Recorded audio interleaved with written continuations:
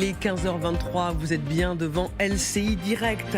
Le symbole est cruel, encore faut-il qu'il soit vrai, qu'importe. Vladimir Poutine, qui reçoit aujourd'hui Steve Witkoff au Kremlin, voulait absolument afficher une victoire avant l'arrivée de l'émissaire du président américain. Le président russe, en treillis, salue la victoire russe sur Pokrovsk. 1 an et demi que ses troupes tentaient de s'emparer de cette ville clé du Donbass. Regardez ces images qui ont été diffusées depuis un centre de commandement, nous dit le Kremlin. Le drapeau russe flotte sur la ville. Poutine s'en félicite. Regardons. Je tiens d'ores et déjà à vous remercier pour les résultats du travail accompli à Pokrovsk. Je remercie l'ensemble du commandement, du personnel et bien sûr les combattants, nos soldats qui mènent ces missions de combat. Il s'agit d'une zone importante. Nous comprenons tous à quel point elle est cruciale. Cela permettra de mener à bien progressivement toutes les tâches essentielles devant nous et qui avaient été initialement fixées au début de l'opération militaire spéciale.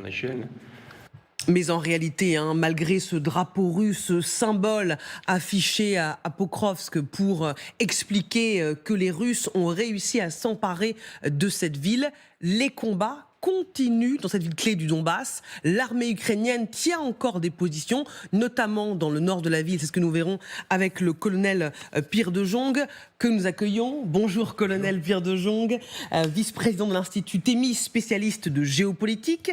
Accueillons Valéria Faure-Munsian. Bonjour, ancienne présidente du groupe d'amitié France-Ukraine à l'Assemblée, encarté Renaissance, c'est le camp présidentiel. Xavier Giacomoni, bonjour. Bonjour Marie. Spécialiste des questions internationales sur LCI, également grand reporter. Xavier, la prise de Pokrovsk maintenant, en termes d'annonce, le calendrier n'est pas anodin. Oui, d'autant plus que sur place, sur le terrain, sur le front, vérifier la prise de Pokrovsk de manière irréfutable est extrêmement compliqué. Ça fait des semaines et des semaines d'ailleurs que les Russes nous annoncent que la ville est prise. Il y a encore 10 jours, Vladimir Poutine lui-même, ou plutôt son chef d'état-major, Gerasimov, a annoncé que Pokrovsk était prise. Donc Pokrovsk est prise pour la énième fois. Il y a cette image du drapeau qui n'est pas hissé d'ailleurs sur l'hôtel de ville, qui est juste tenu par 2 soldats de manière très rapide. Ça doit se faire encore sous le feu des Ukrainiens, preuve que la position n'est pas si stable que cela. Mais évidemment, la ville va finir par tomber aux mains des Russes. Il fallait que ça soit aujourd'hui pour que cela permette d'engager des discussions efficaces avec l'envoyé spécial de Donald Trump, Steve Witkoff, qui est arrivé dans la capitale russe, qui a déjà rencontré un des Sherpas, un des conseillers très très proches de Vladimir Poutine. Kirill Dmitriev, et qui va rencontrer d'ici quelques heures le président russe. C'est une image importante pour Vladimir Poutine, mais ce n'est pas non plus le drapeau, vous vous souvenez, pendant la Seconde Guerre mondiale, le drapeau soviétique sur le Reichstag, ça avait un autre symbolisme. Là, on est dans la petite histoire, mais pour Vladimir Poutine, il pense certainement que ça fait pression sur Donald Trump, lui qui n'aime que les winners, pour le dire en anglais, que les gagnants. Valéria Faure-Munsian, c'est pour ça que c'est si important pour le président russe d'afficher une victoire, peu importe si sur le terrain la réalité est autre. C'est une guerre d'images, le treillis, l'animation autour de tout ça. On ne sait même pas s'il a vraiment rencontré les gens, où il se trouve réellement, parce que c'est Poutine. Le filet de camouflage à l'intérieur du bâtiment, ce qui n'est pas très utile, en fait, à mon avis. Donc il y a clairement une guerre d'images. Il a quelque chose à prouver. Il a quelque chose à entériner quelque part avant sa rencontre avec Witkoff. Donc je ne sais pas si c'est une pression ou une espèce de marchandage. Et il essaie de se survendre en disant en fait, vu que je suis victorieux sur le terrain, c'est normal qu'on m'accorde tout ce que je demande dans le cadre de la négociation. S'il en est là, c'est peut-être que la réalité est toute autre. Moi, d'après ce que j'ai cru comprendre, Pokrovsk, en tant que commune en soi, représente un intérêt stratégique relatif. Par contre, il y a toute la voie logistique qui, elle, est plus importante. Où est-ce qu'elle se trouve exactement à l'endroit où se situent les hommes avec leur drapeau, qui sont obligés de faire 10 secondes prendre 2 pauses et ensuite se cacher parce qu'ils sont encore se font tirer encore dessus par les Ukrainiens, ça reste à notre sujet. Et pour le coup, je laisse les spécialistes se prononcer. Mais en tout cas, stratégiquement parlant, aujourd'hui, c'est surtout la guerre d'image plus que la guerre réelle. Et c'est pas porter justice aux hommes qui se battent pour défendre le territoire sur place. Colonel Pierre de Jong, avant qu'on regarde ensemble ce qui se passe réellement sur le front carte d'appui, le fait de voir Vladimir Poutine en treillis pour revendiquer une victoire militaire, ce n'est pas le costume d'un homme qui entend négocier. Non, mais en même temps, je rejoins Valéria à 100%. On est vraiment dans une période d'une guerre d'image. Pourquoi ? Parce qu'on voit bien que les politiques discutent entre eux. Il y a de grandes discussions à Moscou, de grandes discussions en Floride, etc. On voit qu'on est entré dans une espèce de maelstrom diplomatique, ce qui fait que très concrètement, l'image est très importante. Donc aujourd'hui, en fait, Poutine a besoin d'affirmer son image de chef de guerre. J'ai gagné la guerre, je vais la gagner, on va signer plein de papiers, j'ai gagné la guerre. Je suis un chef de guerre. Encore une fois, l'uniforme, c'est le symbole. Oui. C'est le symbole du guerrier, du combattant. Mais il ne fait pas une guerre, il fait une opération spéciale. Oui, c'est vrai. C'est là où la volonté de jouer avec les symboles je suis assez d'accord, mais le mot revient un peu dans le visage. A tellement et n'est quasiment plus utilisé. Maintenant, il y a aussi un point qui est très important, c'est que c'est l'année qui est très importante. Pourquoi ? Parce que les Ukrainiens, malheureusement, ont perdu une ville par an. Mariupol en 2022, ils ont perdu Bakhmut en 2023, Avdiivka en 2024, et là, c'est la bataille de 2025. Donc le problème, c'est que les Ukrainiens n'ont pas du tout l'intention de laisser le terrain libre aux Russes. Donc il faut qu'ils résistent. Et Poutine a besoin, lui, d'amener sur la table, au moment des discussions, d'amener sur la table une victoire locale, en disant voilà, on a pris cette ville, on est dans un trend normal, puisque depuis 4 ans, on prend des grandes villes, et c'est la grande victoire de 2025. Partons sur le terrain du conflit, retrouver nos envoyés spéciaux en Ukraine, Claire Cambier avec Camille Souhaut. Claire, bonjour. Les Ukrainiens, on le rappelle, démentent la perte de Pokrovsk, où les combats se poursuivent. Oui, exactement. C'est ce qu'ils indiquent. Ils reconnaissent qu'il y a des Russes en ville. Ça, ils le reconnaissent d'ailleurs depuis des semaines. Mais ils assurent qu'aujourd'hui encore, les combats continuent, que Pokrovsk n'est pas tombé, que la situation, certes, est tendue. Ce que les Ukrainiens, finalement, dénoncent ici, de manière générale, c'est une propagande de la Russie. Le message de Poutine, il est clair. Nous aurons le Donbass, que ce soit par la diplomatie ou par la force. Nous sommes en situation de force, justement. Pour les Russes, en tout cas, Pokrovsk, c'est vraiment une prise importante, plus qu'un gain militaire, puisque la proximité des combats fait que ça n'est plus aujourd'hui un nœud stratégique si important. C'est surtout une prise symbolique. Pourquoi ? Eh bien, parce que ce serait la plus grosse prise depuis Avdiivka, depuis maintenant 1 an et demi de combat. Et puis parce que Pokrovsk, c'est une des plus grandes villes du Donbass. Et il y avait avant la guerre plus de 65 000 habitants dans cette ville. Merci beaucoup Claire Cambier et Camille Souhaut, nos 2 reporters qui couvrent ce conflit pour nous. Merci à vous 2 en direct de Kiev, la capitale ukrainienne. Pour comprendre ce qui se passe réellement sur le front, regardons ensemble les cartes avec vous, colonel. Alors Pokrovsk, on montre cette carte globale, c'est cette ville clé du Donbass qui reste un nœud logistique clé pour les forces ukrainiennes qui permet de ravitailler les troupes. Si on fait un zoom sur Pokrovsk, on rappelle que depuis le mois de septembre, des centaines de soldats russes se sont infiltrés dans la ville, mettant à mal les défenses ukrainiennes. Mais Kiev tient encore des positions, colonel. En fait, on voit bien que la ville est immense. Oui. Donc très concrètement, on peut supposer que les Russes ont pris le centre-ville, ce qui restait de la mairie et des installations administratives. Ils ont mis leur drapeau, on a pris la ville. Vous savez, c'est ce qu'ils ont fait à Berlin, on le sait il y a quelques minutes. C'est Roman Karmen, qui était le grand metteur en scène, qui a mis en scène la prise de Berlin, qui a mis en scène la prise de Dien Ben Phu. C'est la même chose. C'est une manie russe. Dès qu'on est quelque part, ils ont essayé de le faire. Ils ont essayé de le faire à Kiev en 2022. On met un drapeau, on a gagné la guerre. Donc en fait, on est vraiment dans le combat symbolique. Et Pokrovsk aujourd'hui n'a plus réellement d'importance. Simplement, on est dans le symbole. Le contexte, je dirais, administratif actifs, ou en tout cas politiques actuels, avec des discussions avec les Américains, etc., font que Pokrovsk reste un élément très important. Pourquoi ?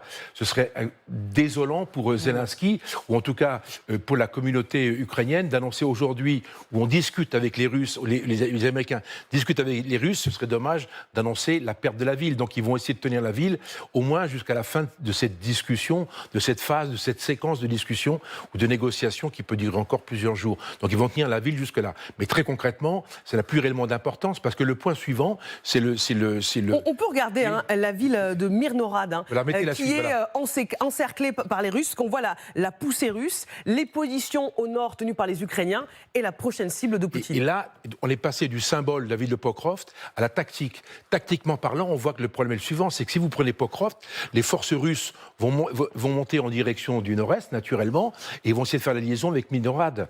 Et Myrnorad, si vous fermez Myrnorad, là, c'est tactiquement, c'est très important, parce que dans le slide suivant, vous allez voir, vous avez une énorme poche qui est ici. Oui, c'est la ceinture aussi fortifiée des villes clés du Donbass. Et donc là, c'est exactement ça. Et donc là, on est vraiment... Alors là, on est vraiment... Là, on a Pokrovsk, voilà. C'est très bien, on est parfait. Donc si on prend la ville là, Myrnorad, on ferme tout ça, et cette poche-là, vous avez à peu près 5000 soldats ukrainiens qui pourraient être coincés. Donc il faut impérativement que les Ukrainiens manœuvrent et ne se fassent pas coincés dans le dispositif. Maintenant, je retire cette carte qui est très intéressante, parce qu'on va zoomer en termes opératifs et stratégiques. Très concrètement, en fait, Pokrovsk s'inscrit dans une ligne de villes fortifiées en direction du nord. Donc le problème est le suivant, c'est qu'à partir de Pokrovsk, les Russes ont deux hypothèses, ce qu'on appelle la poignée d'éventail à l'époque napoléonienne. C'est les chevaux, ils avaient un arrivé sur un carrefour, à gauche ou à droite. C'est la même chose. Ils vont avoir un double choix. Premier choix, ils continuent de prendre ces villes fortifiées les unes après les autres, ce qui n'est pas impensable. Est-ce qu'ils ont intérêt à le faire ?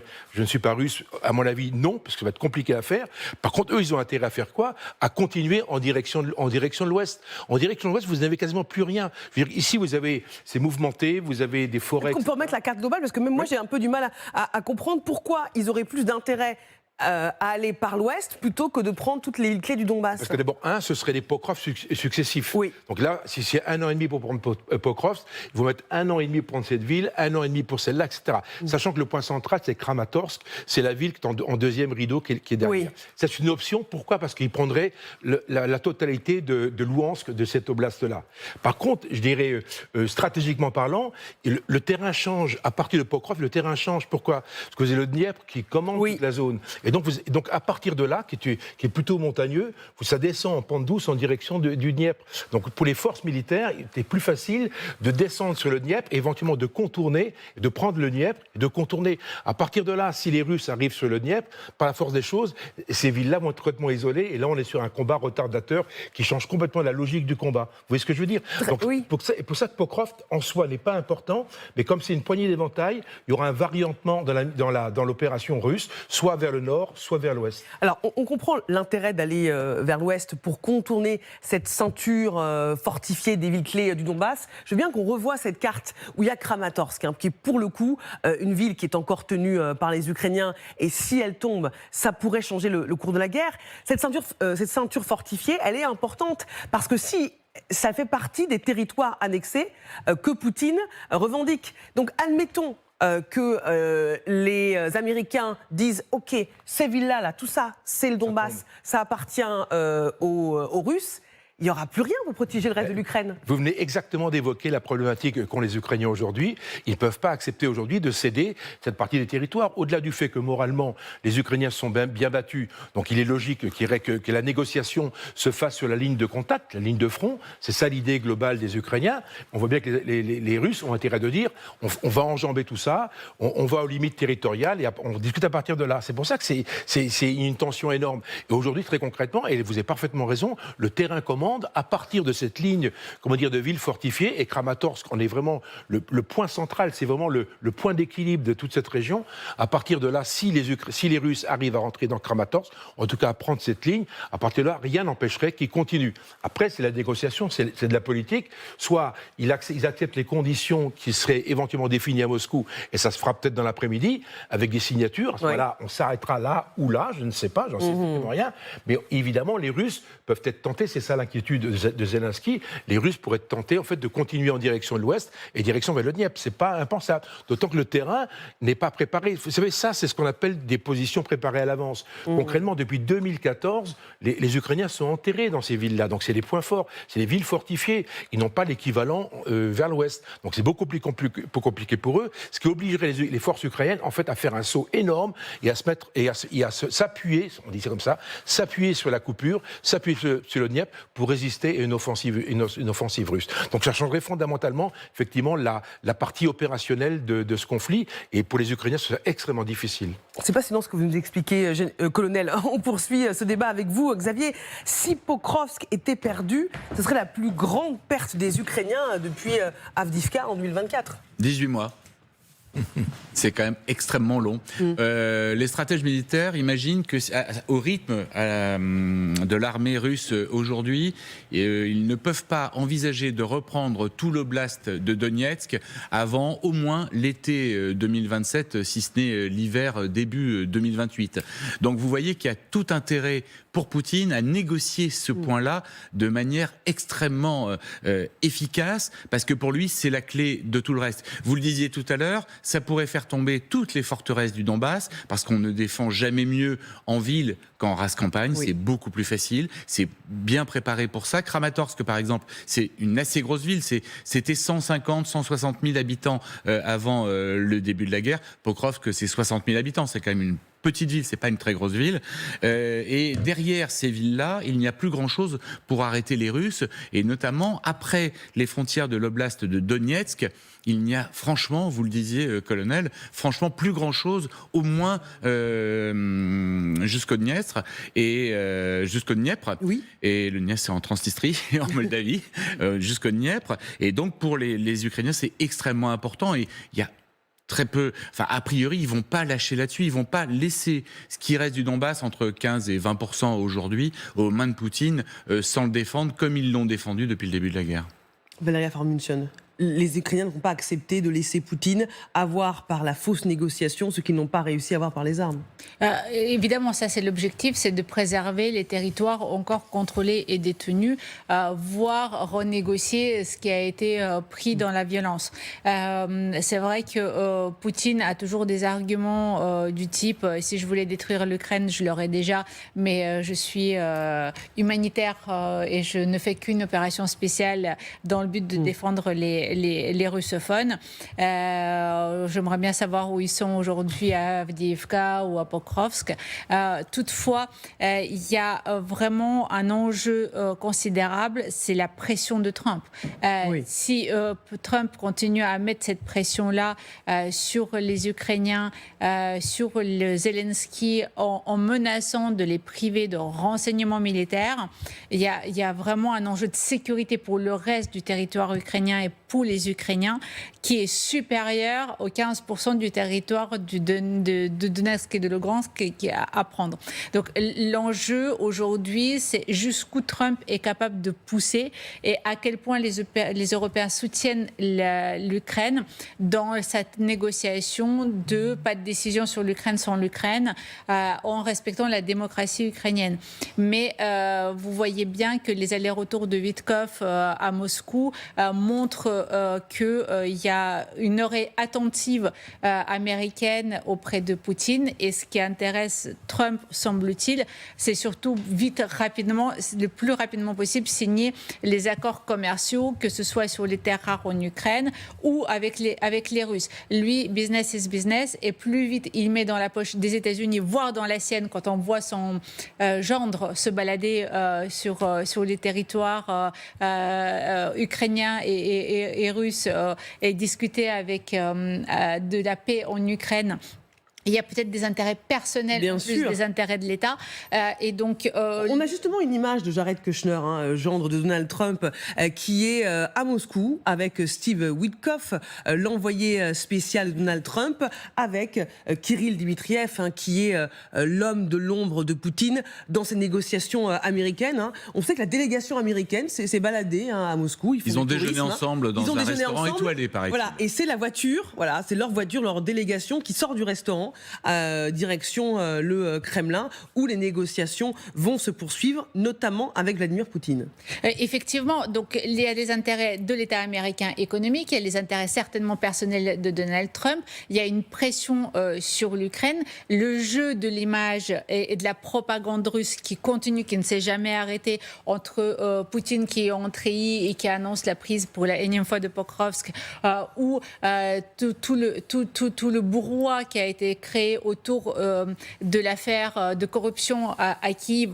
Je veux dire, oui, ça existe, oui, c'est une réalité. Maintenant, si on en entend parler aujourd'hui publiquement, c'est pas grâce aux espions russes qui ont soulevé l'affaire, c'est parce qu'il y a bien un état de droit en Ukraine, qu'il y a eu une enquête et qu'elle a été rendue publique et qu'il y a des gens qui sont poursuivis. Donc, les affaires de corruption, cela existe, mais on peut se réjouir que ça devient une information publique et qu'il y a des poursuites organisées par l'Ukraine. Donc voilà, donc il y a une guerre d'image, il y a des intérêts personnels de Trump et tout ça met une pression significative sur l'Ukraine qui se retrouve potentiellement en grand risque de perte d'informations cruciales pour la défense de l'ensemble de son territoire et de l'ensemble de sa population. Et ça, c'est une pression que Zelensky doit mesurer par rapport au risque de perte de territoire. Quelle que soit la configuration sur le terrain, l'état des discussions, Poutine ne veut pas, mais surtout ne peut pas arrêter cette guerre. Écoutez pourquoi, selon Pierre Lévy, ex-ambassadeur de France en Russie, invité d'LCI. C'est véritablement aussi pour Moscou l'avènement possible d'un nouveau monde. Le monde de Poutine, un monde de sphère d'influence dans lequel il dominerait bien sûr l'Europe, un monde désoccidentalisé.